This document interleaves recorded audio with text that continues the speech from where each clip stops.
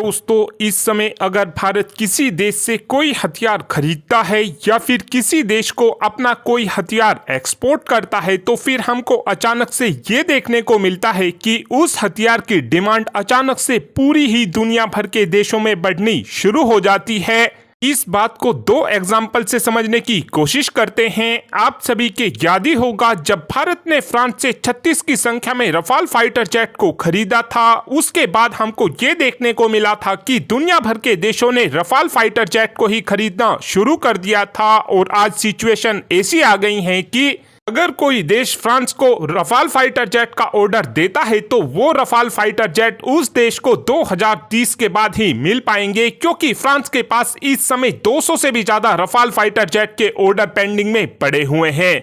दूसरा example export का है। आप सभी के याद ही होगा जब भारत ने आर्मेनिया को एडवांस टोर्ड आर्टिलरी गन सिस्टम एक्सपोर्ट की थी, अभी से ही हमको ये देखने को मिल रहा है कि हमारी एडवांस टोर्ड आर्टिलरी गन सिस्टम की डिमांड भी दुनिया भर के देशों में काफी ज्यादा बढ़ती जा रही है। इसी बीच अब खबर निकलकर ये सामने आई है कि भारत की तरफ से चुपचाप तरीके से यूरोप के देशों को भी एडवांस टोर्ड आर्टिलरी गन सिस्टम का एक्सपोर्ट किया गया है। दरअसल हाल ही में ही भारत फौज के चेयरमैन यानी कि बाबा कल्याणी की तरफ से ये बात बताई गई है कि हमने यूरोप के देशों को 100 से भी ज्यादा आर्टिलरी गन का एक्सपोर्ट किया है और इन 100 आर्टिलरी गन में से 18 एडवांस टोर्ड आर्टिलरी गन सिस्टम भी थी। साथ में बाबा कल्याणी की तरफ से ये बात भी बताई गई है कि इस समय हमारा टारगेट ये है कि हम 2030 के आसपास तक लार्जेस्ट आर्टिलरी एक्सपोर्टर कंट्री बनेंगे और इस काम को पूरा करने के लिए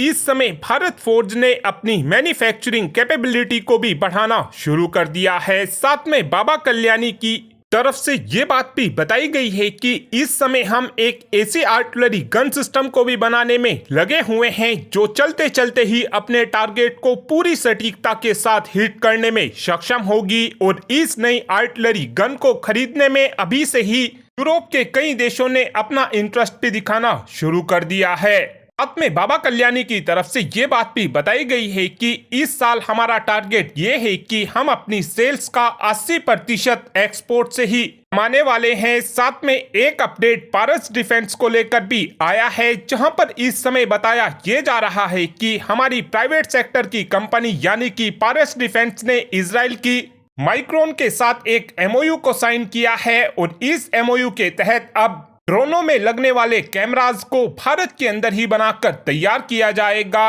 इन कैमरे का भारत में बनने का हमको सबसे बड़ा फायदा ये मिलेगा कि फिर हमको इन ड्रोनों में लगने वाले कैमरा की कीमत काफी ज्यादा सस्ती पड़ेगी। इस समय देखा जाए तो अगर हम इजराइल से किसी ड्रोन में लगने वाले कैमरा को इंपोर्ट करते हैं तो उस समय हमको एक ड्रोन कैमरा की कीमत 20 लाख से 40 लाख के बीच पड़ती है, लेकिन जब इन ड्रोन कैमरा को भारत के अंदर बनाना शुरू कर दिया जाएगा उस समय इन ड्रोन कैमरा के अंदर भारत की तरफ से स्वदेशी कंपोनेंट का भी इस्तेमाल किया जाएगा। इस समय पारस डिफेंस का कहना है कि जब इन ड्रोन कैमरा को हम भारत के अंदर बनाना शुरू कर देंगे उस समय इन ड्रोन कैमरा की कीमत 50% से 60% कम हो जाएगी, जिसका सीधा सा इम्पैक्ट हमारी ड्रोनों की कीमत पे भी पड़ेगा और फ्यूचर में हमारे ड्रोनों की कीमत भी पहले के मुकाबले सस्ती हो